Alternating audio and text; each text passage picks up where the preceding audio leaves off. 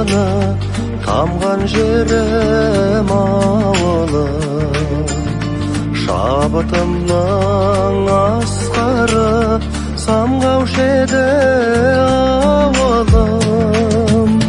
Жастығымның куәсі шұрқыраған ауылым, жусады мен жуасы бұрқыраған ауылым. Әр ауылдың тамыры, терең тарихы, өткен жолы, өзінің қадірлі адамдары және олардың ұрпаққа қалдырған мұрасы бар. Сондай тарихтың куәсі болған қасиетті орындардың бірі құжаттарда Аққошқар, халық жүрегінде Ақбұлақ атанған киелі мекен. Талай отбасыға құтты мекен болған ауылдың дүркіреп дамыған уақыты да болды. Балабақшасы, талай түлегін түлеткен білім ошағы, мәдениет үйі, егінге бай құнарлы даласы бар. Шүйгін шөпте мал шаруасын дөңгелетіп, еңбек еткен тұрғындарға ту тіккен жер болды. Гүліндей жайнап, асырса бойнап, еркелеп өскен ауылы. Алайда замана ағымымен ауылдан көшкен халық саны көбейіп, киелі мекеннің тұрғын саны жыл сайын азая түсті. Көшкен жұрттың артында босаған үйлері, зиратта жерленген ата-бабасы қала берді.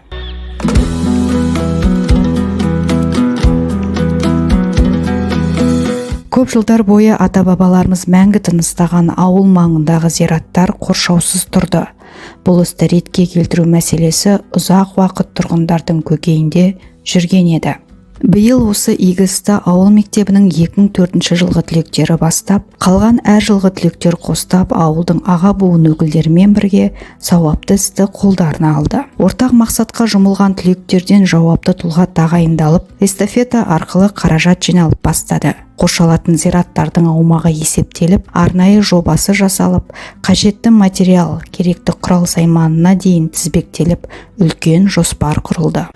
2026 жылдың ақпан айынан бастап Аққошқар ауылының зираттарын қоршау мәселесі үлкендердің бастамасымен қозғалды. Осы зираттарды қоршау үшін ең бірінші мәселе қаражат мәселесі. Осы қаражат мәселесін шешу барысында әр түлектен 500 мыңнан жиналса деген ой туды. Осы ойымда өзімнің сыныптастарым 2004 жылғы түлектерге ұсыныс ретінде тастадым. Сыныптастарым бірден қолдап 500 мыңдай жинайтын болып келістік. Одан әрі осы 500 мыңнан жинау ұсынысын эстафета ретінде алдыңғы буындарға 2002 жылғы түлектерге ұсыныс жасадық. Олар бірден қолдап кетті. Осылай эстафета түрінде жалғасқан қаржы жинау мәселесі айналасы 3-4 күнде шешіліп, 2014 түлектермен 1989 жылғы арасындағы түлектер арасында, яғни 72 жылдан бастап 97 жылға шейін аралықтағы Аққошқар ауылының тумаларының арасында осындай қаражат жинау мәселесі ұйымдастырылды. Және де 72 жылдан жоғары ауыл үлкендерін Шалқар Кәдірбекұлы ұйымдастырып, олардан да қаражат жиналды. Бас аяғы ауыл азаматтарынан жалпы жиналған қаражат 12.466.000 теңге. Зиратты қоршауға 10.415.564 теңге жұмсалды. Қаражат мәселесі шешілгеннен кейін зираттарды немен қоршау мәселесі талқыланды. Бұл мәселе бір айдай талқыланып, 3 түріндегі сеткаға тоқталдық. Осы сетканы Нұркен Жасылғұлы өзінің қолына алып, Ресейден тікелей Аққошқар зиратына дейін осы 3 түріндегі сетка жеткізілді. Бұның құны 6.635.000 теңге шамасына айналды. Осы сеткаларды түсіру барысында ауыл азаматтары тіл жәрдемі жасап, оның ішінде Манарбек Балташұлы өзінің көлік жіберіп тегін түсіру жұмыстарын ұйымдастырды.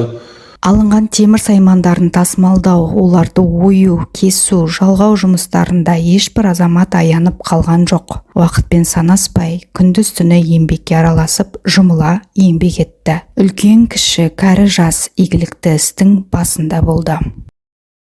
Жұмыс барысында әртүрлі саладағы істерді ұйымдастыру үшін жігіттер белгіленді. Арқалық қаласындағы жұмыстарды реттеу үшін Арман Жұмаханұлы тағайындалды. Аққошқар ауылында жұмыстарын ұйымдастыру үшін Дархан Нұрсұлтанұлы және де Астана қаласында материалдарды іздестіру жұмыстарында Дастан Кәдірбекұлы, Асқарбек Мақсбекұлы, Қайыржан Қалелұлы осы азаматтар жұмыс жасады.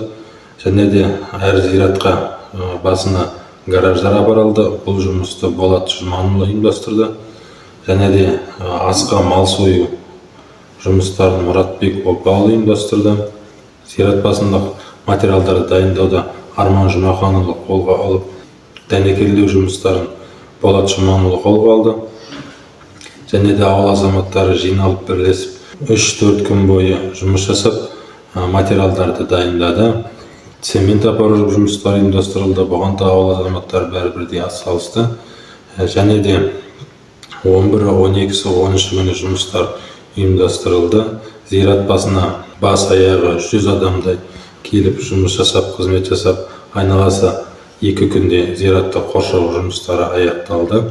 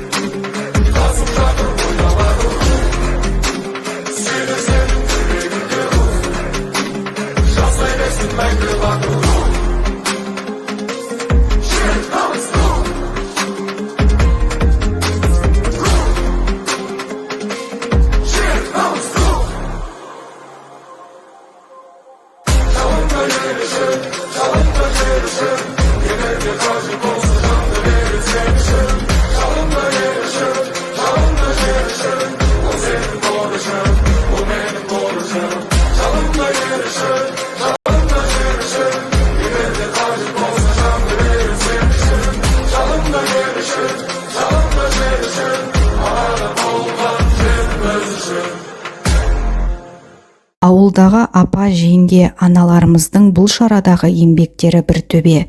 Олар зират маңында күндіз түні тынымсыз еңбек еткен адамдардың ас суын дайындап, кең пейілмен ақ дастархандарында дәмді тағамдарын ұсынып отырды. Зират басындағы жұмысшыларға ас әзірлеу мәселесі Қошқар ауылында Алмагүл Қуандыққызы өзінің жауапкершілігіне алып, 2 мезгіл шайларын, 2 мезгіл тамақтарын ұйымдастырды. Осы тамақтарды Арқалық қаласынан тікелей жеткізу үшін Марат Жарасбайұлы өзінің жауапкершілігіне алып, ас сумен қамтып отырды. Тірліктен іздеп келеміз пайда, бұл созамыз көп неге біз айға.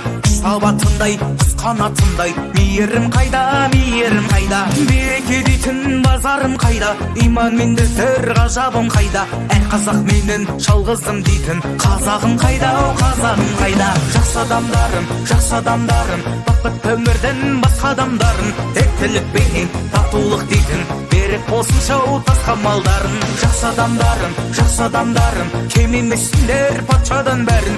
Ескі өмірде жасалсын ылғи жақсы амалдарын, жақсы адамдарым. Бірлік пен ынтымақтың арқасында 2 күн ішінде ауқымды жұмыс атқарылып, зираттардың айналасы толық қоршалды. Бұл жай ғана құрылыс жұмысы емес, бұл өткенге тағзым. Бұл ата-баба рухына деген құрмет, бұл келер ұрпаққа үлгі болатын сауапты іс. Қазақ халқы қашанда ата-бабасын ардақтап, қасиетті орындарын қастерлей білген. Бүгінгі атқарылған еңбек сол асыл дәстүрдің жалғасы. Елім деп соқсын жүрегім, елім деп соқсын жүрегім. Елеу латылмайын, салмайын, көрейін, көже шалмайын, үріп жүрген едім. Елім деп соқсын жүрегім, елім деп соқсын жүрегім. Елеу латылмайын, салмайын, көрейін, көже шалмайын, үріп жүрген едім.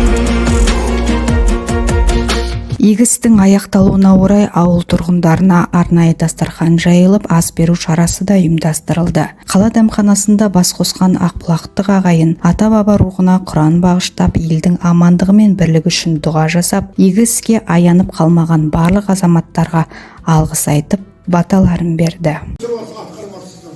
Мал төлімен өседі дейді, ұрпақ осындай балаларымен өседі дейді. Осыны былай ұйымдастырып, қаншама жұмыс бұл. Ата-анаға істеп атқан үлкен құрмет қой бұл. Ата-анаға осы кейінгі балаларды солай жасай береді. Бұл бір ізгі бір жұмыс, үлкен жұмыс бұл. Бір адамның қолынан келмейді, қанша адам солай жұмыс істеу керек. Айналайын. Осы істеп жасап атқан балаларға айтатыным, ғұмырлары ұзақ болсын, қалған бала-шағасын құлай қызығын көресін, ешқандай жаманат болмасын.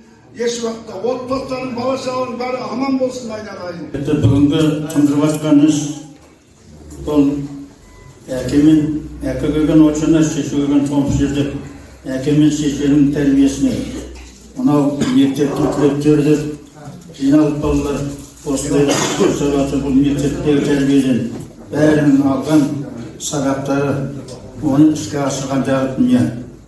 Мен Мағжан Жұмабай айтпашты, мен жастарға сенем деп, міне жастар осындай бас қосып, ұйымдастырып, осындай бірлессе алмайтын қамалдары жоқ. Үлкен іс-шара азаматтар бітіріп жатыр. Әсіресе осы шаруаны ұйымдастырған мектеп түлектері дегенде төбеміз көкке жеткенде олар. Ал енді қарап отырсақ, кезінде аға буын біздің қолымыздан келмеген дүниені мынау біздің түлектеріміз жасағанына өте ризамын. Ал енді әр нәрсенің ұйымдастырушы болады. Жалпы ұйымдастыру деген өте қиын дүние. Естіп жатырмыз, мектеп түлектерінің ұйымдастыруына жаңа Нұрлан айтқандай, Бағдат деген азамат жалпы 2004 жылы бітірген оқушылар ғой. Бұлар өзі ерекше түлектер, неге десеңіздер, алғашқы ентігін тапсырған осылар. Сонымен қатар мектептен алғашқы жүргізуші куәлігін алып шыққан осылар. Сол сияқты мынау Арманды айтып жатыр. Арман әке көрген оқжаны, шеше көрген томпішеттер бүкіл техникасын алып көрген жасап жатыр екен. Бәрі қайырлы құтты болсын. Әл жерде бүкіл қалыптастырып отырған мөдей отыр. Оған да рахмет.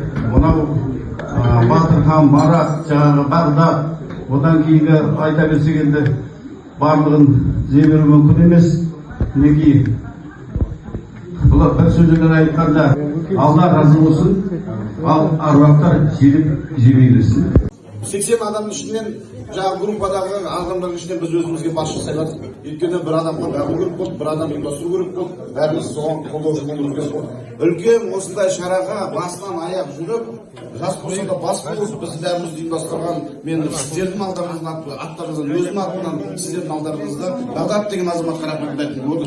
Бар айтайын деген осы еді. Міне осы жігіт жас кеңсе деген біз осы Бағдатты басшы қылдық, алдымызға салдық. Осы Бағдаттың ұйымдастыруынан бір жерінде бір ақауы жоқ, бір жерінде бір кемшілігі болған жоқ. Обед, завтрак, полдник, ужин, вплоть до влажной салфетки продуманы. Влажной салфеткасы дейін алынған. Молодец, Алла разы болсын. Еңбегін еселеніп қайтсын. Бағалар назарында бол. Бақытты бол. Осы істі басқарып осы істі аяқтаған мынау біздің мектептің түлектерге өте қуаныштымыз. Осы түлектерге айтарым, бақытты болсын. Беріп жатқан, ас беріп жатқан біздің қыз келіншектерімізге де осы келіншектер шығарайын жүрген санаулы ғой өзі адамдар. Соларға да басын деймін, рахметімді айтамын деп едім. Жаңа ауылда отырып, сол ауылда осы жігіттерді қолдап, соларға ас беріп жатқан ондай үлкен жұмыс қой. Кім қандай тағы жұмыс істейді, бәріңізге рахмет. Сондықтан ешқандай уайым болмасын, проблема болмасын деп 9-дағы шайын, 5-ші шайын бәрді ат салысып, қолдан келген көмекті аямай жасады. Ауылдың біздің кешегі жылдарына бәріне де алғысын шексіз. Рахмет. Ынтымақ, бірлік, келісім ең асыл бақыт ел үшін демекші. Елдің береке бірлігі артып, ел игілігі жолындағы жақсы бастамалар жалғасын таба берсін. Алла тағала ата-бабаларымыздың рухын шат қылып, жасаған игі амалдарымызды қабыл етсін. Ата-бабаға құрмет, ұрпаққа аманат. Жақсы адамдарым, кем емессіңдер патшадан бәрін. Өскен өмірде жасалсын ылғи, жақсы амалдарын, жақсы адамдарым.